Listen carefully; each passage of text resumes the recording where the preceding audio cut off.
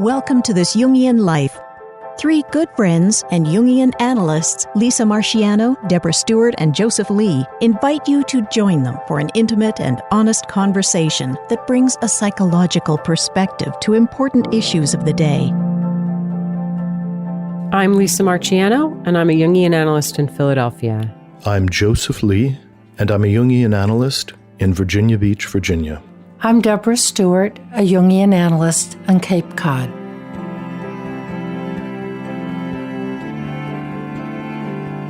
Have you ever had a problem that you couldn't solve? And maybe you went around and asked friends, colleagues, wise elders, if there are some, what should I do about this? And people give you all kinds of suggestions. And nothing quite fits. It's like, nah, I tried that, or no, I don't think that would work. So what we're going to talk about today is problems that don't get solved, maybe problems that can't be solved, or in short, the problem with problems. Gosh, so much comes up for me right away, Deb. From your introduction, I immediately thought of the phenomenon of the help-refusing complainer. Wow. So someone with a problem who brings it to everyone and complains, and other people offer suggestions or offer help, and the person with the problem says, no, that won't work, that won't work, that won't work. And when people do this, it's often very frustrating because there's a dynamic that develops where you feel like the problem's being laid at your feet. You're doing your dead level best to help the person, and the person keeps on rejecting it. So being on the receiving end of that kind of behavior can be very frustrating, and can make us very angry. And this dynamic comes up in marriages. It can come up in therapy.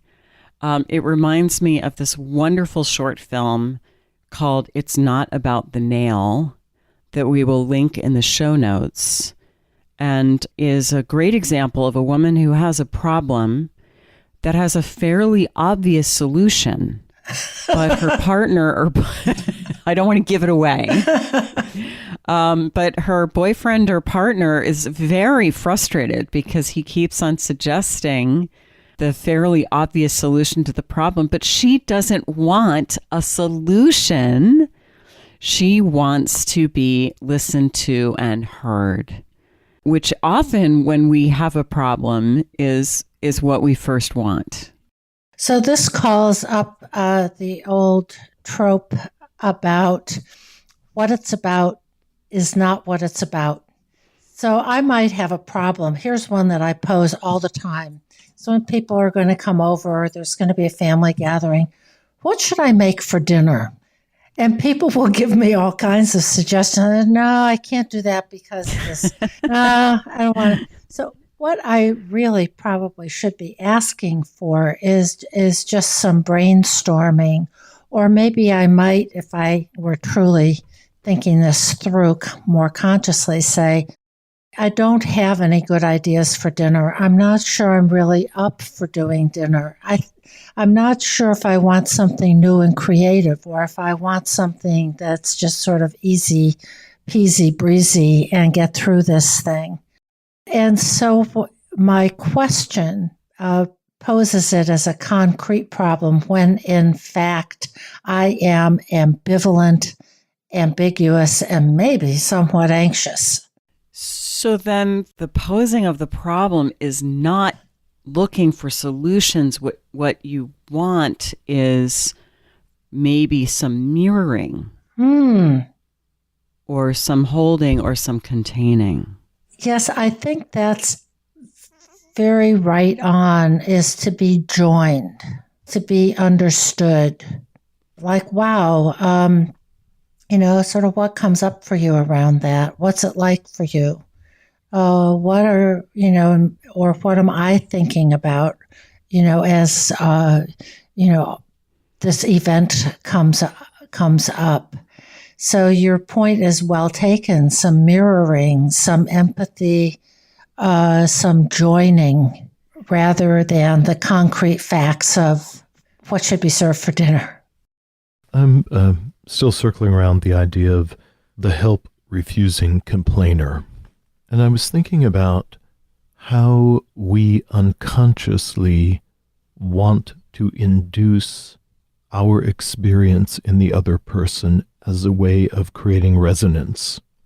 So one of the secrets of the one who refuses to solve the problem is that they're in a state of deep frustration, and they want to induce that frustration unconsciously in people around them. And when the other person becomes frustrated or caught in the web of numerous options, the complainer then experiences a sense of relief. And it's the feeling of relief that's really the goal, not actually changing the life situation. So as Deb was saying, there's often, but not always, but often the thing that attention is being drawn to is actually not the thing that needs to be addressed. Mm-hmm. And your comments, Lisa and Deb, about deepening the relationship with the individual as a way of trying to get underneath the complaint absolutely leans in that direction.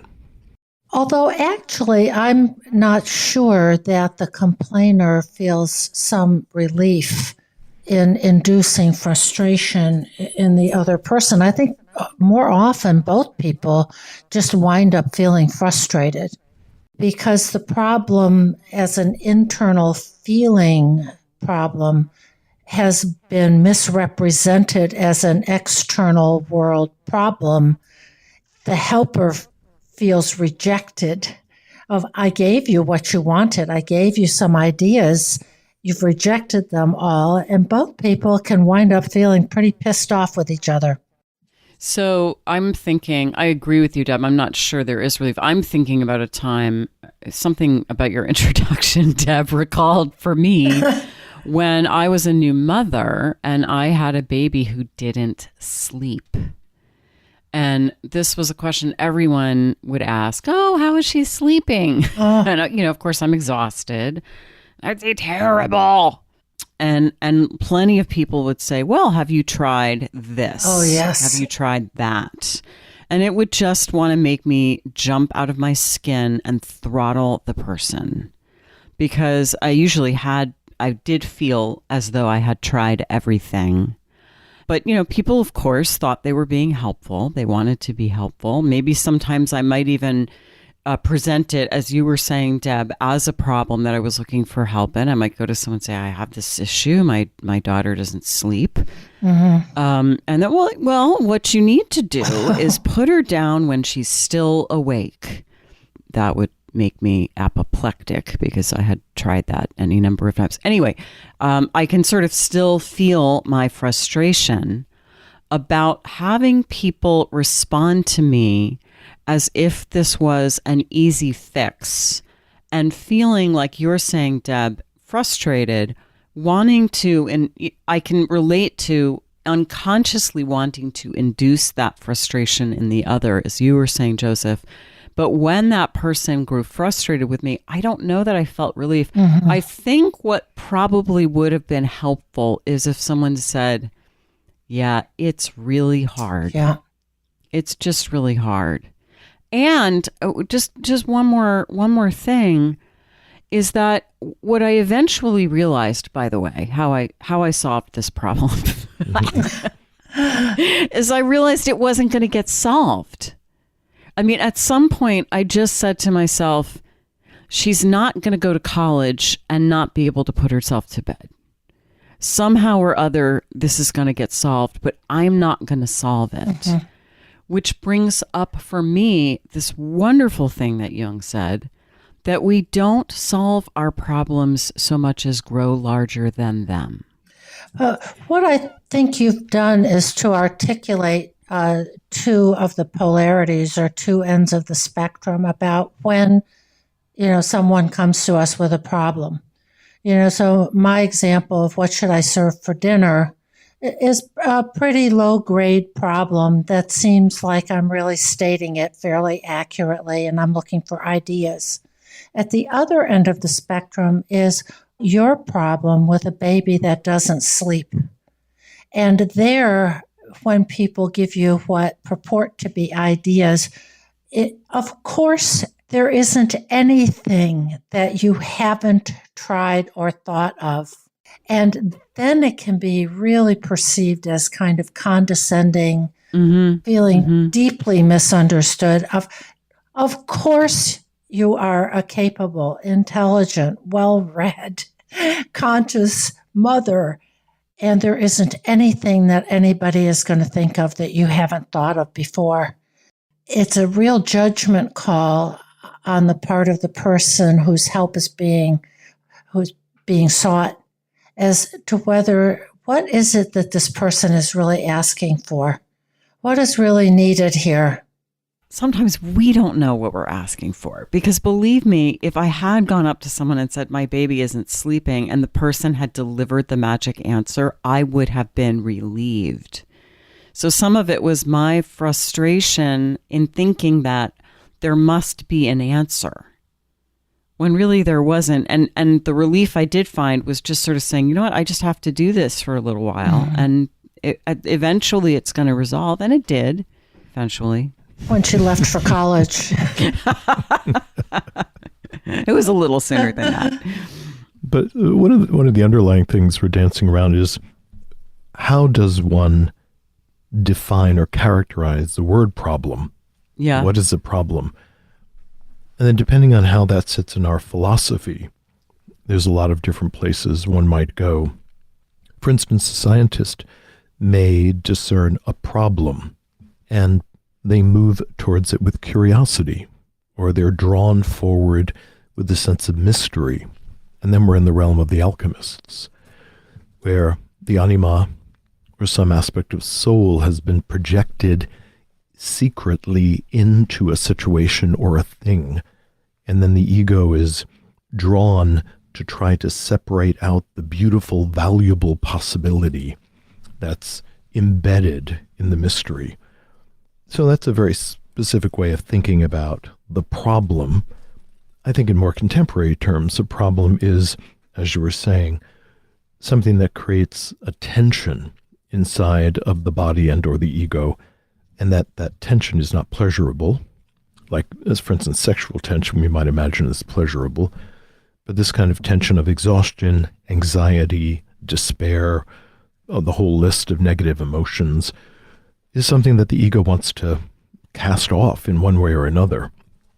Now, trying to solve the underlying problem is a particularly constructive way, because people will also use all kinds of defenses to escape the discomfort that the ego is experiencing. And then we're in the long list of defenses that people have against anxiety.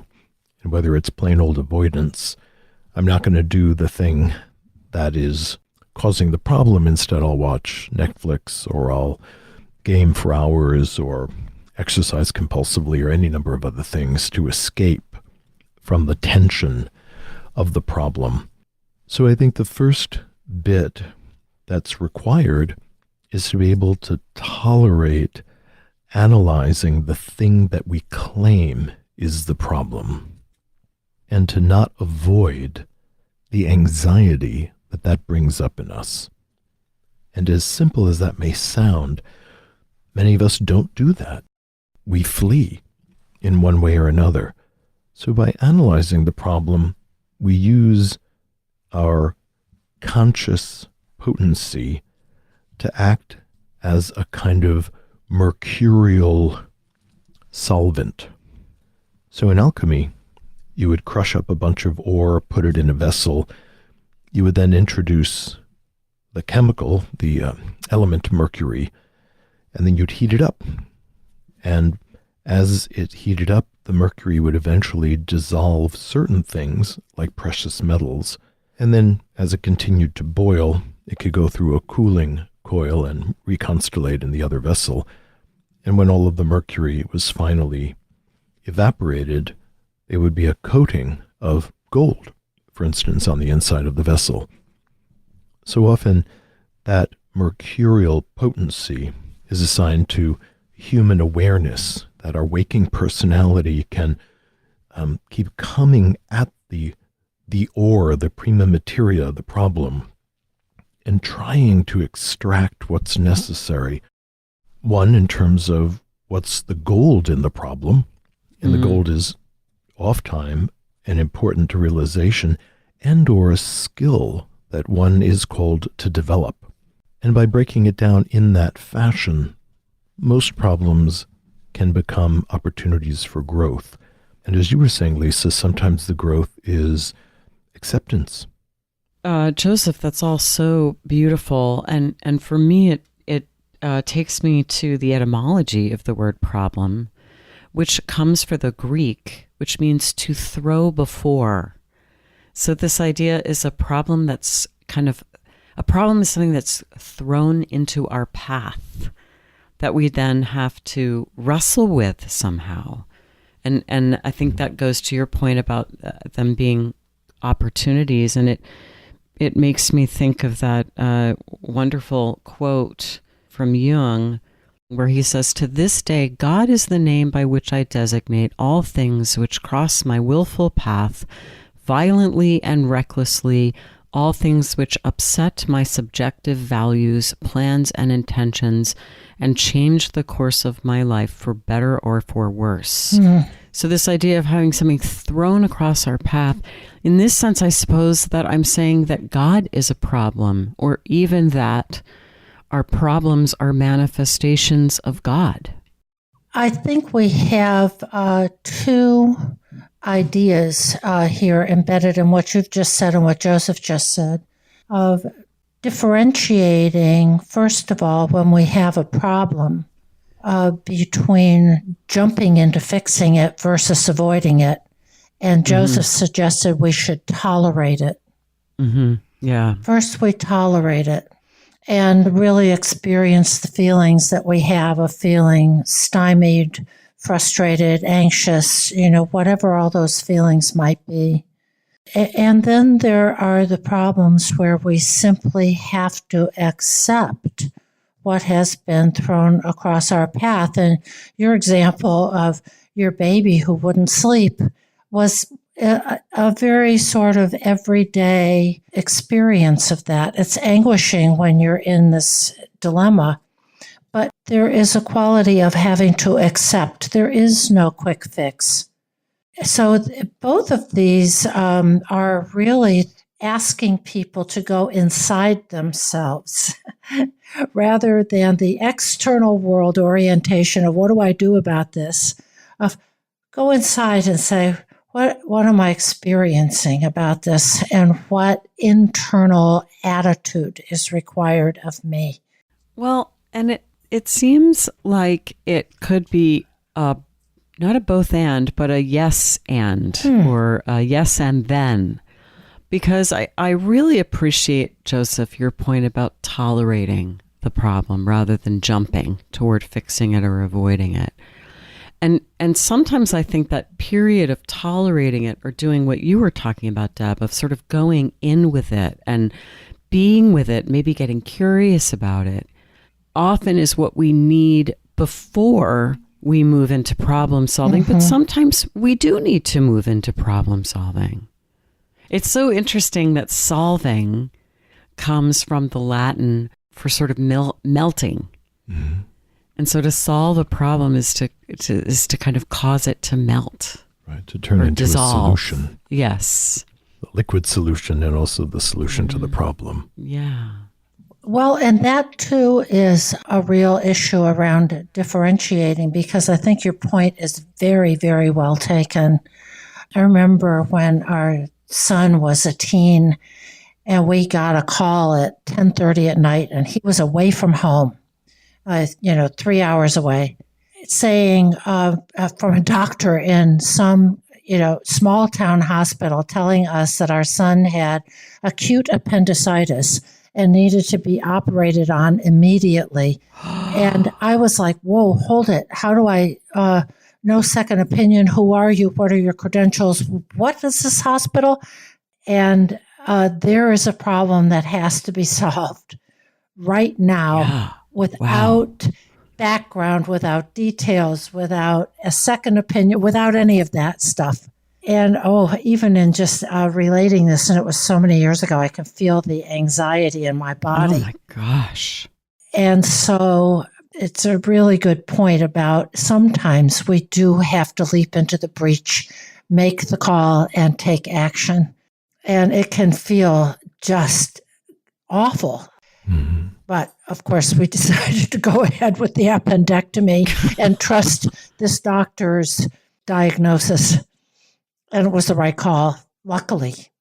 In terms of problem solving, we're in the realm of the significant distinctions versus the insignificant distinctions, which I think is a paradigm that I've used many times, but it's worth bringing forward again. If we were, for instance, to go over to a friend's house and they baked an incredible cake, like the most delicious thing we've ever tasted in our lives, and we've been there talking and watching, and after we eat the cake, secretly we think, I have just got to reproduce this cake. I mean, it's incredible. And so you begin to analyze how the cake was made, and your friend happened to be wearing kind of a red skirt and a white apron, and they were barefoot, and the kitchen was painted blue. And then they also used 4 eggs, sour cream, and a certain kind of flour, and the oven was set at a various temperature. And then all of a sudden you walk away and you think about all the distinctions in terms of all of the facts that you observed. But you decide that the red skirt is the thing that made all the difference. And so you go out, buy yourself a red skirt, and then you just start putting stuff together in a pan, and you stick it in the oven, and what comes out is a big mess. So what is, of course, an exaggerated situation, but we do this unconsciously, is that we watch something and we do see a legitimate distinction. As you said, Deb, this person is not giving me their credentials. So this distinction between a well-credentialed surgeon versus a mysteriously credentialed person, I mean, that's a real distinction that's happening in the room, or a hospital that's well known to me versus a hospital that's out in the middle of nowhere I've never visited. That's a true distinction. But is it the significant distinction that allows us to move towards the desired outcome? And the clarified distinction there is, my son is seriously unwell and there needs to be a surgical intervention as soon as possible, given all the resources we have. So the lesser distinctions need to fall away, and we have to be able to focus on what actually matters and what is contributing to a situation, either to solve a problem or to reproduce something good, for instance, that we like. So in order to really be committed to finding the significant distinction allows us to begin that mercurial analysis of the problem, and to set aside the superfluous elements in the situation. I think you've really sort of parsed out very, very usefully another sort of spectrum. I mean, my decision was either yes or no, either operate or don't operate. So it was really a polarity there that was very clear. And, of course, the choice had to be to do it, because to refuse would potentially have been a death sentence. Mm-hmm.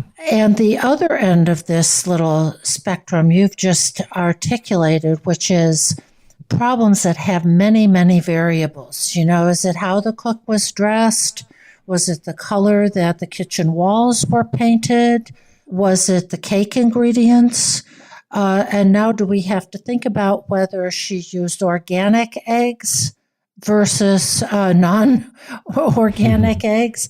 Of those are the things that require, if we have the time, more study and more analysis. But where we really do have to hunker down and do a sorting process. And we can be seduced into over prioritizing the insignificant distinctions as a defense against the growth that's required. And in fundamental Freudian work, they call it undoing. And the undoing is the focusing on the irrelevant but perhaps magical thinking around it. So, I wrote this really good paper, and the reason I wrote it, the significant distinction is I have my pen. I have the most amazing pen that my grandfather gave me. And that's why I wrote the paper so well, which is actually prevents us from trying to analyze what actually helped us write the paper, which probably isn't just the pen. I'm thinking about these very complex problems that we might have in our lives or even in our culture, and how difficult it can be to do the correct analysis about what the causes are and therefore how we might find a solution. I mean, if you look at a very complex problem like homelessness, for example, my understanding is that there are many contributing factors.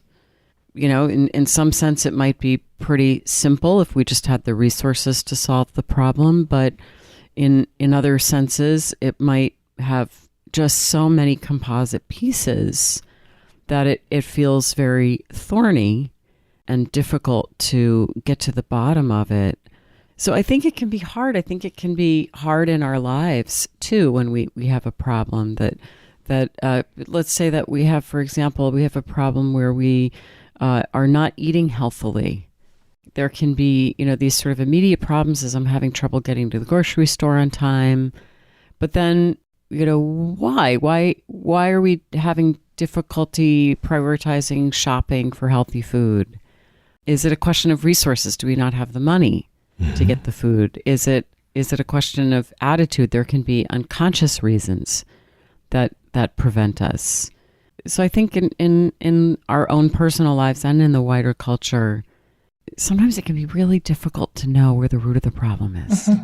I also think I'm back on your idea, Joseph, of using these complexities or insignificant details as a defense against problem solving. And, is it a question of can't or won't? Is this a problem that really can't be solved? And I'll go back to your example, Lisa, of the baby that doesn't sleep. Well, of course, you've tried everything. And has to be accepted.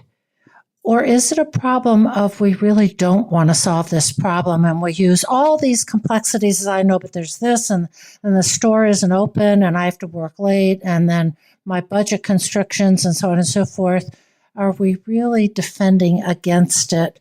And I would posit that even a social problem like homelessness at a collective level is a great example of won't, not can't. We can solve this problem, actually. I think almost any social worker, and the three of us were originally trained as social workers, would have some very good, constructive, human ideas about how to solve this problem. So I would posit this is a great example of won't versus can't.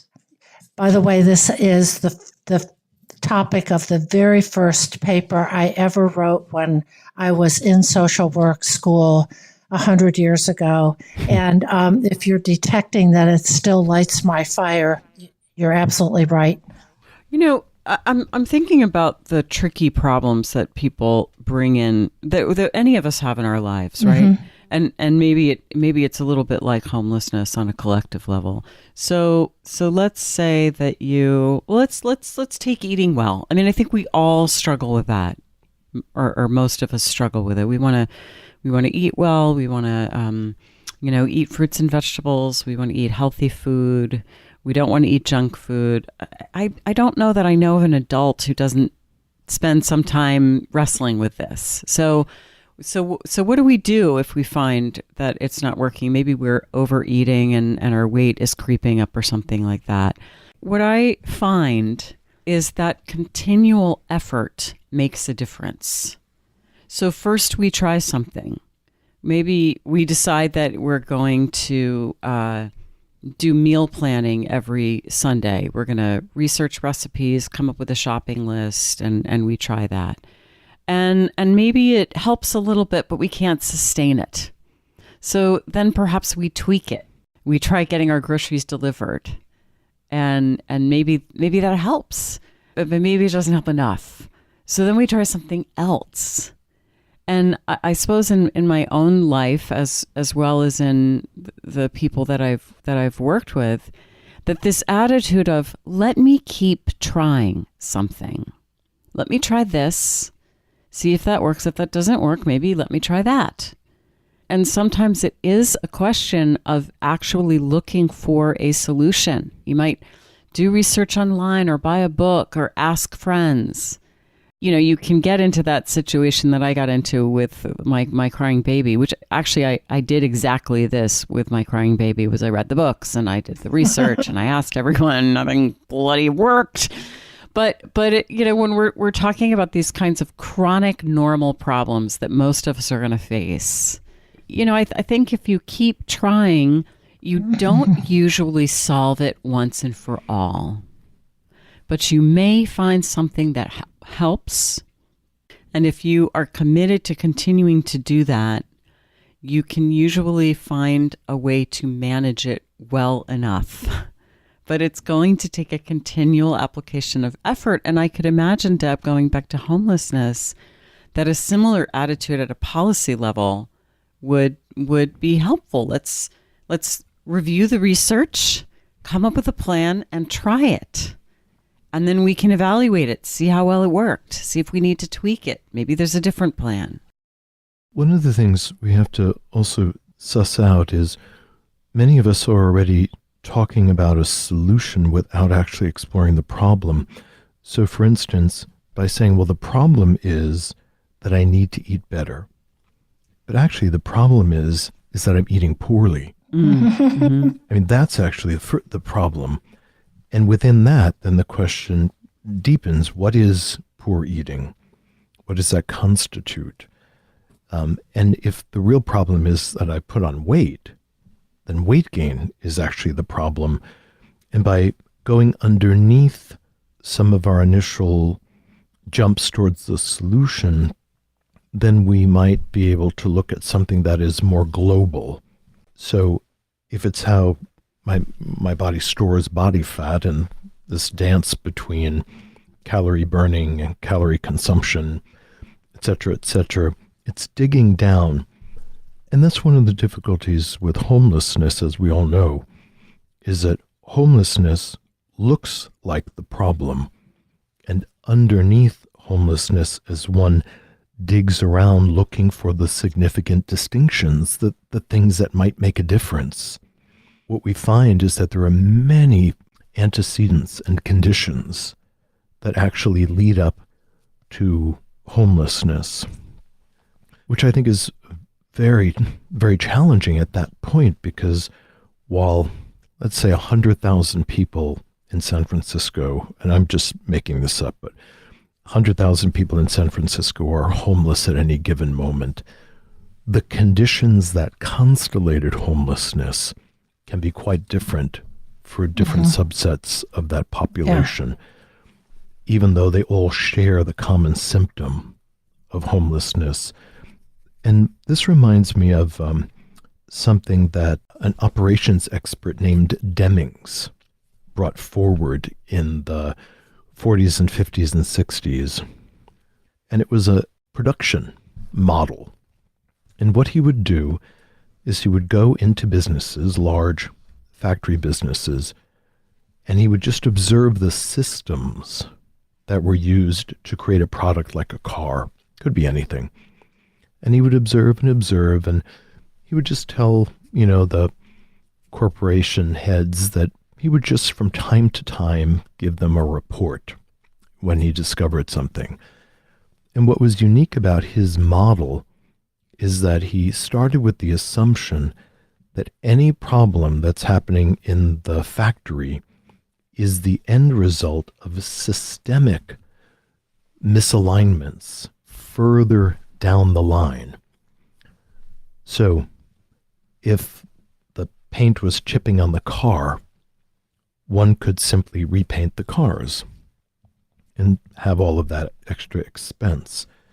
But he would go back and reverse engineer, and maybe he would discover that the staff that was in charge of painting the cars was working 80 hours a week, and there was all kinds of mistakes were being made. And so the intervention actually was this change of human resources and creating work conditions that allowed people to actually execute the task.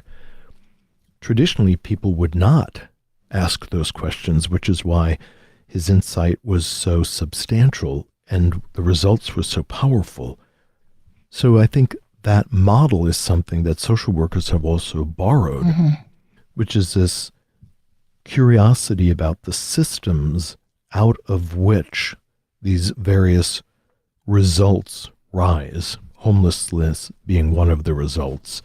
So you're also bringing this concept of sort of proximal and distal causes. There's the immediate cause, but then if you trace it back, there's sort of an originating cause.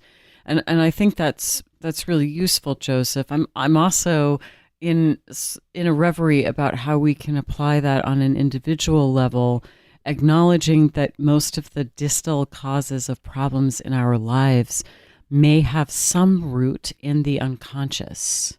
So, for example, if I have difficulty getting to work on time every morning, and then I try to analyze that problem, I might say, well, the subway is often late.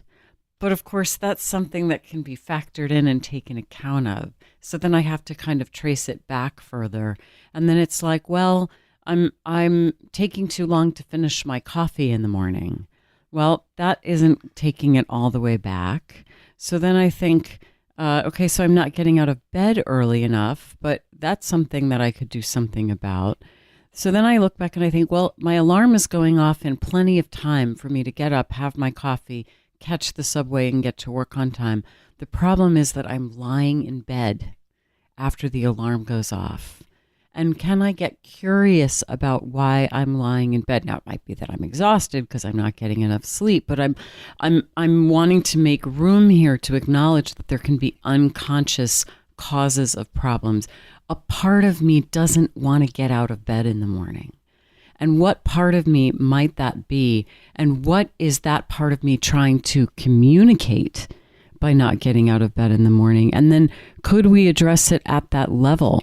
Could we get curious about what this unconscious part of me wants that is so bent on sabotaging me and making sure that I don't get to work on time? Mm-hmm. So you have traced it back to your own ambivalence about part of me wants to go to work and I like my job, and part of me really would like to stay in bed under the covers a little while longer and take a day off, perhaps. And I'm going to go back to the problem that we touched on of homelessness, of how in addition to ambivalence, there's also ambiguity, that there are lots of issues here that get all wrapped up in that one word, homelessness, but things are very ambiguous. Of what do we do for all these various people who have all their histories? It's not a nice, clean-cut, well-shaped problem. But I'm also going to leap back with this issue of ambiguity and ambivalence to the example you offered before, Lisa, of I'm not eating in a healthy way, and what you said, Joseph, and the problem is now I'm gaining weight because I'm eating too many calorie-dense foods. And what you propose, which is experiment, that maybe I order food online, or I just don't buy anything that is a highly packaged food stuff. And this didn't work, and that didn't work, but I made some progress. I made some headway, which takes us back to what we talked about before, which is the engaging of the problem rather than avoiding it. So the kind of keeping on and trying various things is also part of it. So I want to kind of add it all up to when we are wrestling with a problem, it's not as if there is a solution and that is our goal.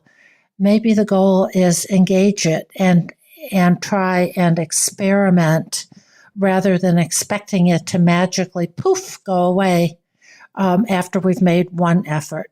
Yeah, I think that's true. And it goes to changing our attitude towards the thing that we have targeted.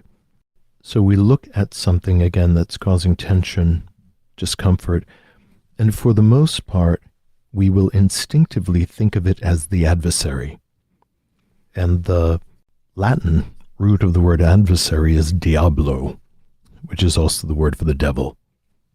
So we tend to look at the thing that's frightening us or causing us suffering of one kind or another, and we turn it into a kind of devil, and then we create this adversarial process with it. So the first step to deconstructing the adversary or the devil is to believe that there is more going on here than what my senses report. That a surface glance at something is just inadequate, which of course we've all been saying in all the various unique ways. And one of the ways we just really convince ourselves that something is more than it seems is through careful observation that begins to produce incongruence inside of us. So for instance, my boss is always horrible. We can have that, and the boss becomes the adversary. But as we discipline ourselves to actually look at facts versus our story, the story is, my boss is horrible. The facts generally is, he's particularly anxious and aggressive on Monday. Then all the other days of the week, he actually seems rather calm and does whatever he needs to do and by himself. So that's a way of deconstructing the story and replacing it with events, discrete events. And the discrete events are something we can, again, continue to deconstruct until we come down to what Jung called the prima materia. And then we have a way of experimenting around what we have discovered to try to turn the adversary into the opportunity. I think I'm in a sort of similar place, Joseph. I'm thinking about the way that we can get attached to problems, and we can hang on to them and almost use them as a defense against needing to look at something else. Deb, I think you sort of mentioned something about this before, but for example, let's take a middle-aged man who's been working in a job for several decades, and he doesn't like his job, and he feels frustrated, and he feels angry, and he feels resentful, and he comes home every night and he complains about his job. And of course, lots of jobs are difficult, and venting at the end of the day is something that can be helpful. But this goes a little bit deeper than that. He's pretty deeply unhappy and complaining about his job. But the attitude, and this kind of goes back to our help refusing complainer, is there's nothing I can do about it. So, maybe his wife says, well, listen, if you really hate the job, let's throw some possibilities out. Maybe we could switch things up. Maybe we could move. Maybe we could move to a smaller house, and you could pursue your lifelong ambition of wanting to be a photographer. Maybe I could pick up more hours, And he says, no, none of that is going to work. And so he continues to come home day after day and be miserable. And, a lot of us do this. So it reminds me of this thing that Jung said that we've talked about before on the podcast, where he said a neurosis is always a substitute for legitimate suffering. So this man who comes home every day complaining about his job, I'm suggesting this would be an example of a neurosis. And so what is he avoiding in doing this. And this is always the question when we're stuck with a problem and we realize that we're attached to the problem and we don't really want a solution. What is going on there? And something is being avoided. And in my little mini case here, this kind of hypothetical situation, is that what's being avoided is this man taking responsibility for his own happiness, really asking himself the question, what would I like? What would be meaningful to me? What would actually make me happy? And you might say, well, gosh, why would you avoid that question? But there's a very good reason, is that the answer might terrify you. What if the answer is, I need to quit my job and try to be a photographer? You know, what if the answer is something that demands of us that which is frightening or challenging? And so it's just easier to stay stuck with our beloved problem, which just provides the ultimate excuse to avoid an encounter with ourself. And also, I mean, I think I want to honor some of the purposes or roots of these kinds of things, that if this fictive man has been brought up in a family where there is a very strong family value about you just got to go to work and grind it out every day because you sacrifice yourself, your happiness, your well-being for the sake of providing for your family. And if that has been the framework for what a good husband and father does, then to just, sort of start switching gears and entertaining thoughts of doing something else really can feel like a betrayal. It can feel like giving up something that is the point of life, something where that's the meaning that you're serving. In a way, that's the God that you're serving. So it can be this business of solving a problem and really examining what its roots are, where the antecedents are. It can demand a very great deal of us, of things that we didn't even know we were carrying. And does it feel like if I just, decide, sure, we'll sell the house, move someplace smaller, I'll engage in photography, it can feel like that is a very self-centered thing to do. Although what I want to push into a little bit is more the attitude of, I just want to have this problem and complain about it, and I don't actually really want to solve it. That can be the case too. Well, because the complaint is holding something different. So, for instance, this fellow may come home and issue a complaint about how exhausting and dark and destructive, the work environment is and how difficultly he works, as a misguided way of trying to elicit gratitude from the family.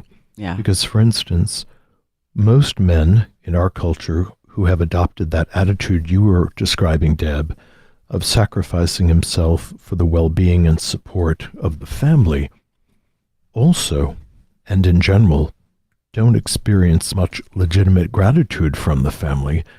Often dad's away, so the kids are not as attached to him. The wife is upset because she's raising the family by herself. So it's hard to feel grateful for the life and the sacrifice of the father. He may not even realize that the medicine he needs is a soulful experience of gratitude from his children, his spouse, or anybody else who he's helping and supporting. And so he's issuing the complaint without actually realizing what he's asking for. And so that first stage, I think, is about the pre-contemplation about a possible change. That has to do with listening very, very carefully, accepting the resistances, analyzing what the person is complaining about. And as you'd said, Deb, Are we in the realm of attitudes? Are we in the realm of resources or lack of resources, i.e., I don't know how to get myself retrained for a new career? Is it a complex, as you were saying, Lisa, that I have this childhood complex that every time I tried something new, I was severely punished because of whatever situation in the household. And so therefore, as I imagine initiating a change, my nervous system goes into a state of dread or horror, which is irrational. I don't know why it's doing it, but it certainly makes me think I shouldn't deviate from anything that I'm doing at the moment. So dropping down, there's so many possible places where the ego's potential is being thwarted by some kind of unconscious material, as we said, images, memories, attitudes, belief structures, inherited roles from the culture or from the family. There's a whole substrata under the water that's interfering with the ego, which was Jung's first discovery around the complex. What makes a complex a problem is that it interferes with the way the ego would function if it wasn't being stunned by the associations around it. All this deepens and deepens and deepens the question of, wait a minute, what is the problem? The stated problem and the real nexus of the problem can be very different. What is the cry? What is the longing or the need? Maybe that's the best word. What is the need that's being expressed when we present a problem? What's the actual need? Which brings me back to your experience, Lisa, of the baby that is struggling to go to sleep at the time the family would like them to. And one of the things that young mothers talk about is after a certain amount of time, they begin to discern the different cries that the baby makes, which they couldn't early on. Well, that's the cry of hunger. That's the cry of a messy diaper. That's the cry of too hot, too cold, cry because they're too much alone, and all the various subtle communications that are happening, which are just can't be tracked initially. They have to be learned, discerned through this intuitive, very sharp listening process to try to get to the secret, if there is one. And we often assume we know what the other person's asking for. So Deb, when you say, what should I make for dinner? The people around you may make an assumption that what you're asking for is ideas about things to cook. So one thing that we can do as clinicians, or even just as friends or partners or loved ones, is maybe stop a minute and ask ourselves, what is this person really asking for? We can even ask the other person, what is it you're really hoping for from me? This goes right back to what you said a couple of minutes ago of what is the cry? What's the longing? What's the real need? And that is relatively accessible to any well-intentioned listener of what is the person I'm listening to feeling? What's the need? Where's the longing? Because it's way too much for most of us to suss out what the complex is or what all the childhood historical factors in this might be. Those are all very much there and present, but not very accessible most of the time. But what the need is, where the cry is, what is this person feeling? That, I think, we can usually find a way to relate to. And this goes to the alchemical first step, which is discovering the prima materia upon which the alchemical experiment would then be acted. And until the correct prima materia is found, then the alchemical process is doomed. So much of what the alchemists were doing was taking various things they supposed was the basic matter and subjecting it to these various changes. And we still are driven by that. We're so fascinated when theoretical physicists find yet again the smallest subatomic particle. There's yet another prima materia. There's another tinier, subtler particle out of which everything else is combined and created. And often the tiniest thing has to be surmised by the effect that it has, which speaks so much to what we were just saying, is that we can look at how the system is affected and then begin to hypothesize about the forces which we may not be able to see in the beginning, which are driving the phenomena. And that is at the root of everything we do with psychodynamic work or depth psychology, is that it's under the surface. We can tell something's happening because of the wake it leaves behind, but we have to keep following the wake down, down, down, and down to try to find the place that actually makes a difference, which is very much what you all were saying. And I wonder if it's time to switch to a dream.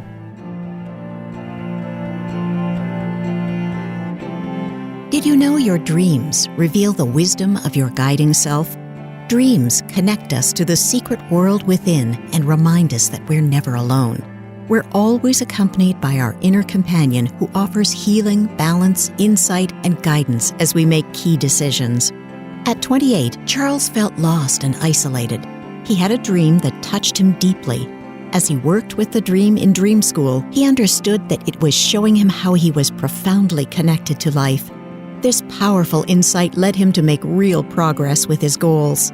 During Dream School's 12-month transformational program, you'll learn to harness the power of your unconscious wisdom, decode the language of metaphor and symbol, discover mythological motifs that shape your life, reveal unknown facets of your personality, unlock the door to inner wisdom. To enroll, just go to interpretmydream.net and sign up today to gain immediate access to the first 3 Dream School modules. Your best life awaits you at Dream School, and we can't wait to see you there.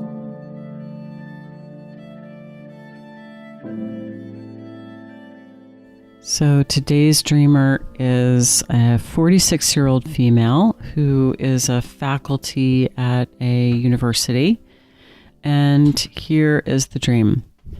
I was pregnant and I went to a cafe with my husband. I went away and had my baby.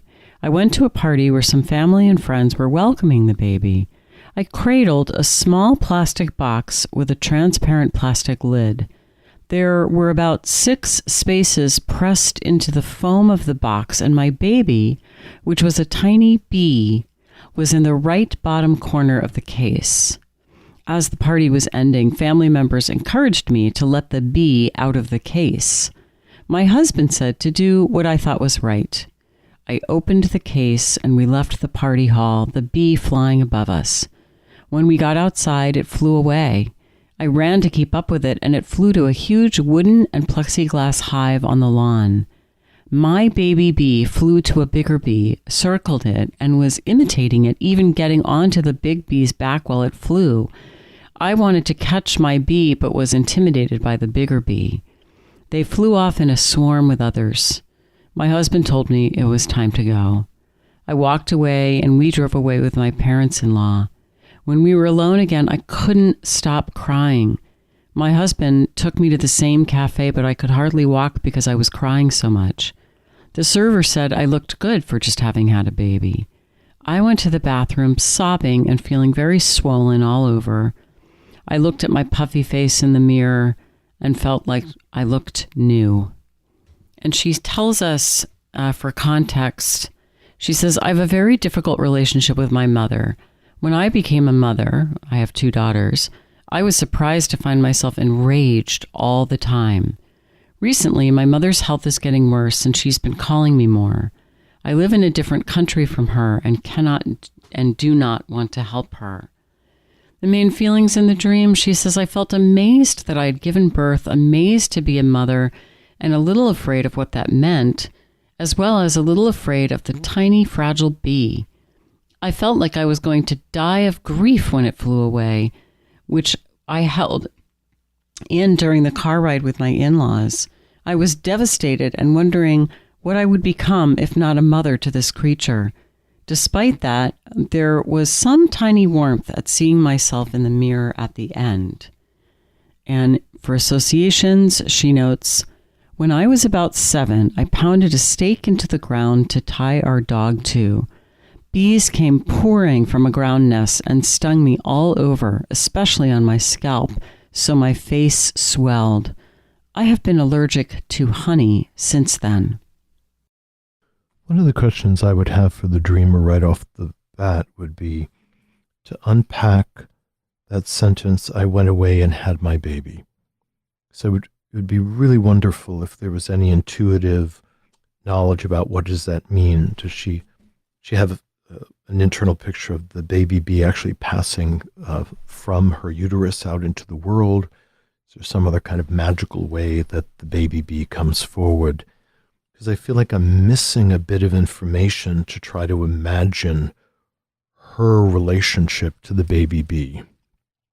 It all seems a little muddy in my imagination, so I would certainly benefit from just asking a few questions. But given what we have, taking it at face value that she has some experience of having the baby bee as if it was a baby and certainly a product of her. This all feels very mysterious to me. What I'm focusing on is the very obvious, prominent symbol of the bee. And the dreamer's life experience with bees, which was horrific, and being stung repeatedly and then having an allergy to honey.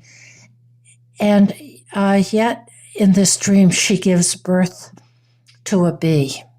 And the symbolism around bees goes back for millennia. They are symbols of royalty. The Egyptians used honey as to preserve things. It goes on and on. It's universally perceived very much as a positive image of bees as generative, hardworking. The rich golden syrup of honey was a way of sort of transforming sunlight into sweetness.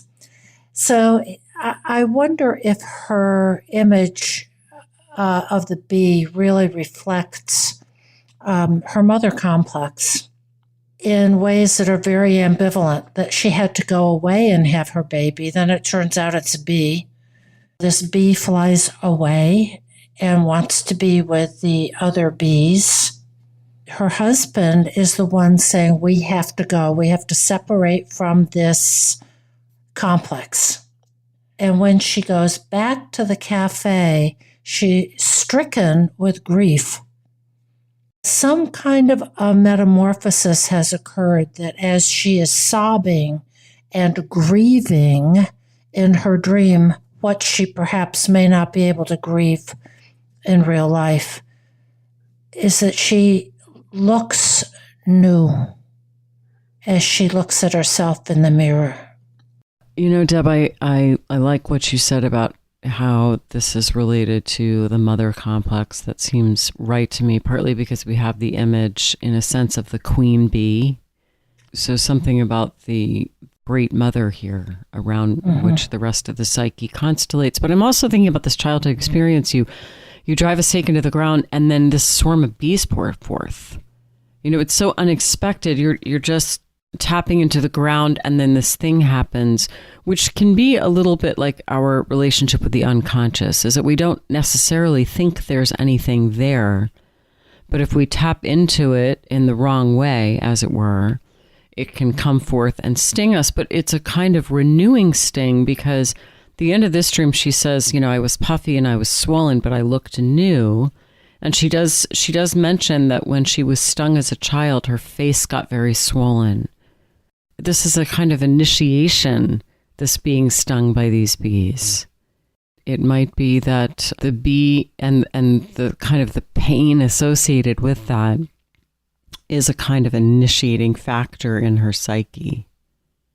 But I also appreciate what you said about the husband. You know, he tells her, says, you have to do what you think is right, And then he says, it's time to go. And of course, it's right for the bee to be with the other bees. So she has 2 daughters. We don't know how old they are. The dreamer's 46. Maybe we could imagine that the girls are in their mid to late teens, perhaps, maybe a little bit older than that. And just as you were mentioning, there's something about our children leaving home, flying, and finding their tribe, finding where they belong in the world. What I'm imagining is the medicine in the dream is the grief that demonstrates she was more attached to her children than I think she believed she was. That the rage that she felt all the time raising her daughters, that's a gross generalization, but I think was the feeling that raising children had a certain kind of venomous effect on the psyche. We don't know why, we don't know what's underneath that. It may be, as we'd surmised, something to do with her own experience of her mother or being a child, but it seemed to sting her frequently, whether it's the inconveniences, the care, the self-sacrifice that parents and mothers make, had a certain kind of venomous, stinging quality. And even so, as her baby bees are moving off to find their own colonies, their own communities, she is sad and weeping, which is really a powerful antidote to rage. It has a softening effect that our tears cool off the molten heat of rage, and they also soften our defenses so that we can then experience something that the rage was probably defending against, which I suspect was the excruciating vulnerability that she felt in her experience of giving birth and raising her daughters. It's very hard to mother children if you yourself have not been adequately mothered. If one's own mother didn't delight in you and, kind of dote and enjoy you, all those little things that a mom does, that you enjoy doing your daughter's hair or enjoy putting a little treat in your daughter's lunchbox. If those things didn't happen for you, it's hard to really enjoy parenting children of your own. So the good news is she's having an awakening, a softening, a breaking of the heart. Yes. That sounds like it's breaking open. And that, as is not uncommon, parents often rediscover the pleasure in their children at different points in the children's lives. Mm-hmm. And when parents are being very honest, they don't love every single stage of raising a child. Some people love infancy. Others just barely can get through it. Mm-hmm. Some people love having teenagers. Some people can't stand having teenagers in the house. But as the children transition into being adults, and hopefully really impressive adults, the parents can really rediscover and delight in their children because the demands of raising them have suddenly, particularly when they go off for college, have suddenly been relieved. So now a whole new possibility opens up, and the softening of her heart may prepare her to be able to engage her soon-to-be adult children in a way that could really work much better for all of them. That we can always be present for our children later in life, as perhaps we were not able to be when they were young. I also want to point to something that I think might have some symbolic value that's a naturalistic kind of comment, which is that when she was a child and she pounded the stake into the ground, the bees that came roaring up from the ground were not honeybees. In her dream, they are honeybees. They have a hive out in the backyard. And that is an altogether different kind of bee.